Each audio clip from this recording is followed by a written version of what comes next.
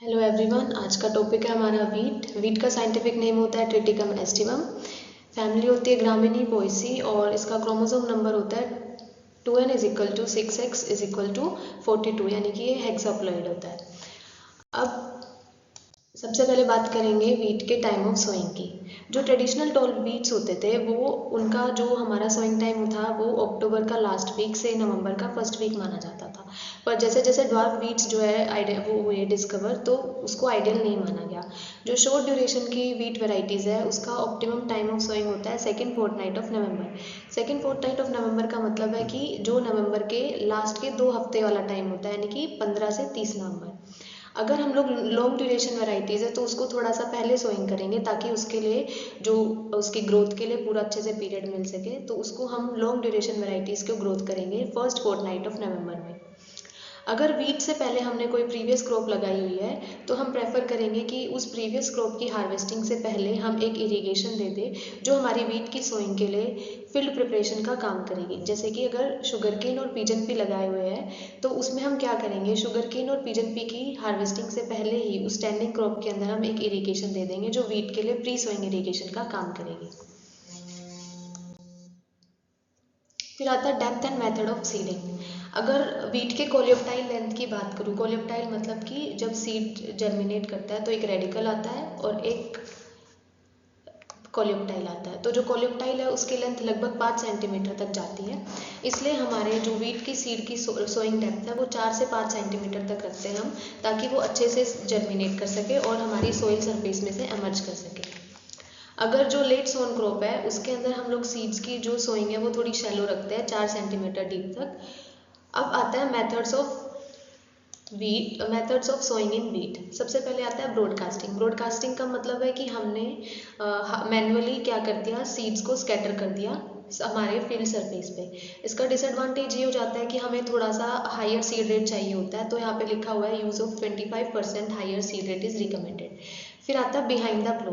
Behind the plough का मतलब है कि हमारा जो प्लो है उसके पीछे से हम जो है सीड्स की ड्रॉपिंग करवाते हैं। Dropping the seeds into the furrow open by the country plough directly. 2 तरह के मेथड आते हैं इसमें, कैरा मेथड और पोरा मेथड। कैरा मेथड का मतलब है कि हम लोग डायरेक्टली सीड्स को जो है वो ड्रॉप कर रहे हैं फील्ड के अंदर, और पोरा मेथड का मतलब है कि प्लो के पीछे एक स्पेशल अटैचमेंट लगी हुई होती है, कोई नोजल हो गई या कुछ पाइप जैसा स्ट्रक्चर जिसमें से हमारे सीड्स ड्रॉप होते हैं। फिर आता है ड्रिलिंग। ड्रिलिंग का मतलब होता है कि हम जैसे कि सीड ड्रिल एक इम्प्लीमेंट हमारे पास एक इक्विपमेंट होता है, तो ड्रिलिंग में क्या होगा कि हम एक यूनिफॉर्म डेप्थ के ऊपर हमारे सीड्स को ड्रॉप कराते हैं, मतलब सारे के सारे सीड्स सेम डेप्थ पे ड्रॉप करे जाते हैं या फिर सो करे जाते हैं। फिर एक आता है डिबलिंग। डिबलिंग का मतलब होता है कि हमारी डेप्थ और हमारी जो स्पेसिंग है दोनों ही यूनिफॉर्म होगी। ड्रिलिंग के अंदर सिर्फ डेप्थ यूनिफॉर्म होती है और डिबलिंग के अंदर हमारी डेप्थ और स्पेसिंग दोनों यूनिफॉर्म होती है। एक होता है zero till sowing. Zero till sowing का मतलब होता है कि हम हमारे वीट की सोइंग एक अनटिल्ड लैंड पे करें, यानी कि बिना कोई टिलेज प्रैक्टिसेस परफॉर्म करें हमने डायरेक्टली सीड की सोइंग कर दी।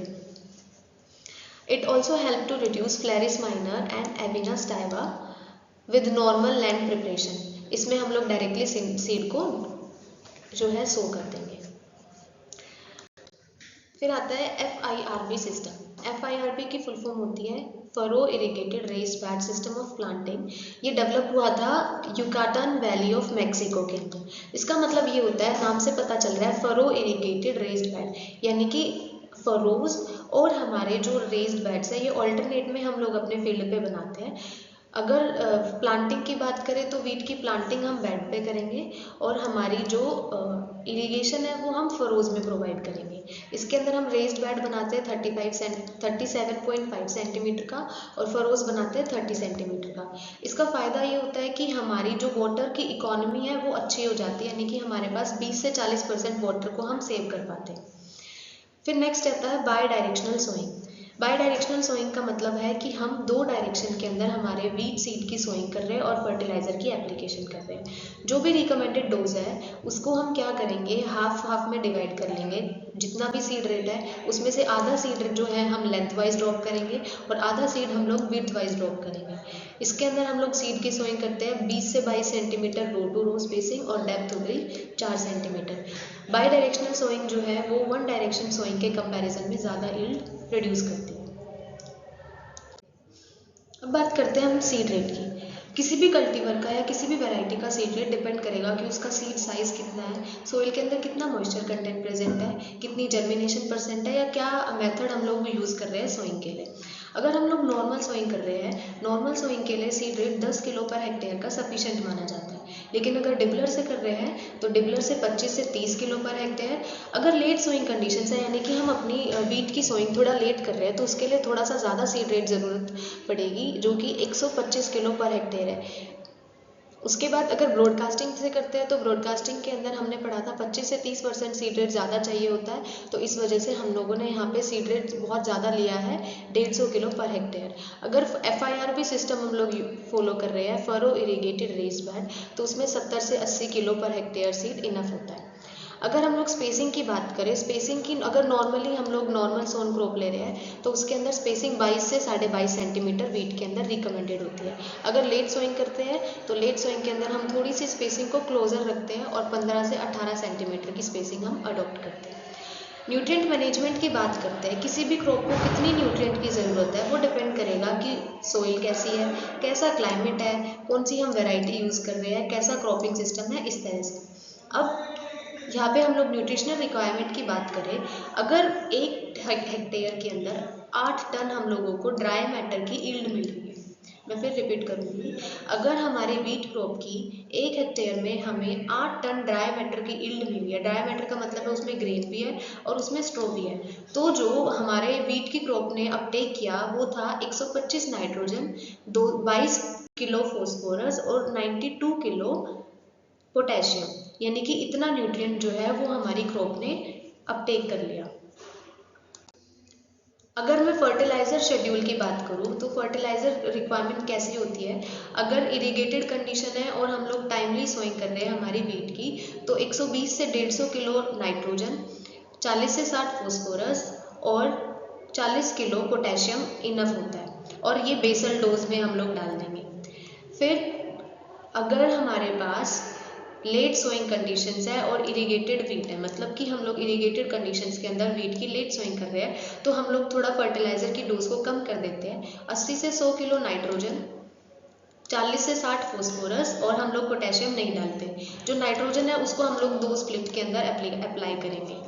रेनफेड वीट है, रेनफेड वीट के अंदर और भी कम नाइट्रोजन कर देते हैं, बेसल डोज में हम लोग 60 किलो नाइट्रोजन पर हेक्टेयर डाल देते हैं। साथ ही साथ हो सकता है कि हमारी सॉइल के अंदर माइक्रो न्यूट्रिएंट्स की, सेकेंडरी न्यूट्रिएंट्स की डेफिशिएंसी हो, जैसे कि sulphur, zinc, copper, manganese, boron, तो उसके लिए भी हम लोग उस डेफिशिएंसी को रिक्लेम करने के लिए भी कुछ एप्लीकेशन कर सकते हैं। जैसे कि जिंक की अगर कमी है तो हम लोग 25 किलो जिंक सल्फेट हमारे लिए सफिशिएंट होता है, या फिर हम लोग फोलियर स्प्रे कर सकते हैं जिंक सल्फेट का 0.5%। फिर आता है मैग्नीज। मैग्नीज की जो डेफिशिएंसी है वो सोल्ट अफेक्टेड सॉइल के अंदर हम लोगों को देखने को मिलती है। मैग्नीज के लिए हम लोग 5 से 20 किलो मैग्नीज पर हेक्टेयर का सॉइल एप्लीकेशन कर सकते हैं। अगर बोरोन की कमी है, जैसे कि जो जब हम लोग इंटेंसिव क्रॉपिंग कर रहे हैं, इंटेंसिव सिस्टम चल रहा है राइस वीट सिस्टम, तो उसके अंदर बोरोन की डेफिशिएंसी देखने को मिलती है, तो उसके लिए हम लोग सॉइल एप्लीकेशन करेंगे 21.5 किलो बोरेक्स का। तो ये कुछ हमारे फर्टिलाइज़र डोज थी और कैसे हम लोग अपनी जो न्यूट्रिएंट्स है उनकी कमी को पूरा कर सकते हैं। उसके बाद शेड्यूलिंग इरिगेशन एट 50% डिप्लीशन। इसका मतलब ये होता है कि जब हमारे पास अवेलेबल सॉइल मॉइस्चर, DASM लिखा है यहाँ पे, डिप्लीशन इन अवेलेबल सॉइल मॉइस्चर, अगर हमारे पास जो अवेलेबल सॉइल मॉइस्चर है उसके अंदर 50% डिप्लीशन हो गया, तो उस टाइम इरिगेशन को शेड्यूल करना ऑप्टिमम माना जाता है कि हम अपनी अच्छी क्रॉप ग्रोथ और यील्ड को ऑब्टेन कर सकें। अब आती है कुछ problem soils and water management. Problem soil का मतलब है हमारी सॉइल सलाइन हो सकती है, एल्कलाइन हो सकती है, या फिर हमारे पास जो वाटर है वो ब्रैकिश वाटर अवेलेबल है, तो इसलिए हम लोगों को तो कुछ वाटर मैनेजमेंट के लिए कुछ ट्रीटमेंट प्रैक्टिसेस जो है फॉलो करनी पड़ती है। जैसे कि हम लोग नॉर्मली क्या है, अगर फरो इरिगेशन हम लोग यूज़ करेंगे, फरो इरिगेशन से क्या है हम लोगों को एक बेटर क्रॉप स्टैंड मिल पाएगा, क्योंकि जो भी सॉइल के अंदर सॉल्ट प्रेजेंट होंगे वो रिजेस के ऊपर एक्यूमुलेट हो जाएंगे। दूसरा ये कि हमारी अल्कली सॉइल्स है उनका लो इन्फिल्ट्रेशन रेट है, इसलिए हम लोग प्रेफर करेंगे कि लाइट और फ्रीक्वेंट इरीगेशन दें। अगर हम लोग ने हैवी इरीगेशन दे दी तो क्या होगा कि अल्कली सॉइल्स के अंदर इन्फिल्ट्रेशन रेट कम है, वाटर जो है अच्छे से इन्फिल्ट्रेट नहीं हो पाएगा और वहाँ पे फ्लडिंग कंडीशंस क्रिएट हो जाएगी जो वीट की क्रॉप के लिए हार्मफुल होती है। अगर हमारे पास गुड क्वालिटी वाटर एक लिमिटेड अमाउंट में प्रेजेंट है तो हम क्या करेंगे, या तो उसको मिक्स कर सकते हैं गुड क्वालिटी वाटर को और अच्छे जो बैड क्वालिटी वाटर है उसको मिक्स करके अप्लाई कर दें, या फिर हम ऑल्टरनेट इरीगेशंस में यूज़ कर सकते हैं, एक बार गुड क्वालिटी वाटर एक बार बैड क्वालिटी वाटर। उसके अलावा ये है कि हमारे पास जो अच्छी क्वालिटी का पानी है उसको हमें प्री सॉइंग इरीगेशन और अर्ली ग्रोथ स्टेजेस पे अप्लाई करना चाहिए। बाद का जो अगर थोड़ा बहुत पुअर क्वालिटी का वाटर है तो उसको हम लोग लेटर स्टेजेस अदर स्टेजेस पे हम लोग अप्लाई कर सकते हैं। Good quality groundwater at shallow depth 50 cm considerably reduces the need for supplemental irrigations. अब बात करते हैं वीड मैनेजमेंट की। वीट का अगर मैं क्रिटिकल पीरियड बताऊं तो वीट के अंदर 30 से 40 दिन का जो पीरियड है वो क्रिटिकल पीरियड माना जाता है हमारे वीट कंपटीशन के लिए। मेजर वीट जो है वीट के अंदर आते हैं Chenopodium album, Chenopodium murale, Convolvulus arvensis, Anagallis arvensis, Fumaria species and so on. इनके अलावा हमारे पास कुछ ग्रासेस भी है, एटलीस्ट 5 ग्रासेस हैं जो काफ़ी ज़्यादा थ्रेटन कर रही है हमारी वीट प्रोडक्शन को, जैसे कि फ्लेरस माइनर हो गया, एवेना फटुआ हो गया, पोआ एनवा हो गया, बहुत सारे ऐसे ये ग्रासेस हैं। उसके अलावा हमारे पास जो साइनोडोन टेक्टाइलोन यानी कि जिसको हम लोग दूब बोलते हैं वो भी काफ़ी ज़्यादा नॉक्सियस मानी जाती है वीट फील्ड्स के अंदर। अगर मैं इनकी मैनेजमेंट की बात करूँ तो जो ग्रासी वीड्स है जैसे कि फ्लेरिस माइनर हो गया, एवेना फटुआ हो गया, ये क्या है कि वीट के अंदर आइडेंटिफाई होने में बहुत डिफिकल्टी क्रिएट करते हैं। अर्ली स्टेजेस में हम इन वीड्स को या ये जो ग्रासी वीड्स है इनको आइडेंटिफाई नहीं कर पाते, ठीक है। उसके अलावा अगर हम लोग हम वीट के अंदर जो स्पेसिंग है वो थोड़ी क्लोजर रखते हैं, जैसे कि 22.5 सेंटीमीटर वीट के अंदर रिकमेंड करी है, या अगर ब्रॉडकास्टिंग कर रहे हैं तो उससे हम लोग इंटर कल्टिवेशन भी परफॉर्म नहीं कर पाते। तो वीट को कंट्रोल करने के लिए क्या है कि हम लोग मैनुअल वीडिंग कर सकते हैं। मैनुअल वीडिंग में क्या है कि 2 हैंड वीडिंग कर देंगे 4 हफ्ते और 6 हफ्ते के ऊपर। उसके अलावा हम लोग कुछ केमिकल हर्बिसाइड्स वगैरह भी यूज़ कर सकते हैं, बेंटाजोन, क्लोरिनाफोप, ये सब। अब हम बात करते हैं कि हम लोग केमिकल वीडिसाइड्स हर्बिसाइड्स का किस तरह से यूज़ करेंगे। जो ग्रासी वीड कंट्रोल है उसके अंदर हमारे मेनली आते हैं पेंडिमेथिलीन, प्री एमरजेंस में डालेंगे 30 दिन आफ्टर सोइंग, 1 से 1.5। उसके अलावा हमारे पास आता है आइसोप्रोट्यूरोन, मेटासल्फ्यूरोन प्लस आइसोप्रोट्यूरोन, ये सारे हम लोग ग्रासी वीड के कंट्रोल के लिए यूज़ करते हैं। अगर हमारे पास ब्रॉड लीफ वीड है, ब्रॉड लीफ वीड जैसे कि बथुआ वगैरह, तो ब्रॉड लीफ वीड्स को मैनेज करेंगे हम लोग 2,4-D से 30 दिन आफ्टर सोइंग। अगर हमारे वीट के फील्ड के अंदर मिक्स्ड पॉपुलेशन है यानी कि हमारे पास नैरो और ब्रॉड लीफ वीड दोनों ही है, ग्रासी वीड्स भी है, ब्रॉड लीफ वीड्स भी है, तो उसके लिए हम लोग कंट्रोल के लिए मिक्सचर अप्लाई कर देंगे 35 दिन आफ्टर सोइंग पे आइसोप्रोट्यूरोन और 2,4-D का मिक्सचर। फिर आता है वीट की हार्वेस्टिंग। वीट की हार्वेस्टिंग का मतलब है कि वीट क्रॉप को हम कुछ साइंस देती है हमारी वीट क्रॉप उसको हार्वेस्ट करने के लिए, जैसे कि हमारे जो ग्रेन्स है वो हार्ड होने लग जाते हैं, हमारी स्ट्रो येलो होने लग जाती है, थोड़ी ड्राई होने लग जाती है, जो भी हमारे टर्शरी टिलर्स होते हैं वो गिरने लग जाते हैं, और हमारा जो सीड है उस टाइम हार्वेस्टिंग के टाइम पे सीड का मॉइस्चर कंटेंट 18 से 22% होता है। ये जब साइंस शो होता है तो यानी कि वो हार्वेस्टिंग स्टेज आ गई है और उस टाइम हम लोगों को हार्वेस्ट कर लेनी चाहिए। स्टोरेज की बात करूँ तो वीट को हम लोग स्टोर करेंगे जब हमारा जो मॉइस्चर कंटेंट है ग्रेन का वो 12.5% से कम हो जाए, ठीक है। हार्वेस्टिंग के टाइम पे क्या है कि हमारा मॉइस्चर कंटेंट 12.5 से ज़्यादा रहता है यूजुअली, तो हम लोग क्या करेंगे उसको सन ड्राई कर सकते हैं, सन ड्राई करके उसका मॉइस्चर कंटेंट 12-12.5 से कम लेके जाएंगे विद इन 3 to 5 डेज, ठीक है। 3 से 5 दिन के अंदर हम लोग जैसे सन ड्राई करेंगे तो उसका मॉइस्चर कंटेंट 12.5 से कम चला जाएगा और वो उस टाइम पे स्टोरेज करने के लिए उसको सबसे ज़्यादा अच्छा माना जाता है, ताकि हमारी जो मोल्ड है यानी कि फंगस वगैरह है उसकी ग्रोथ वगैरह भी कम होगी। तो ये कुछ स्टोरेज है कि हम कैसे स्टोरेज करेंगे, किस मॉइस्चर कंटेंट पे करेंगे।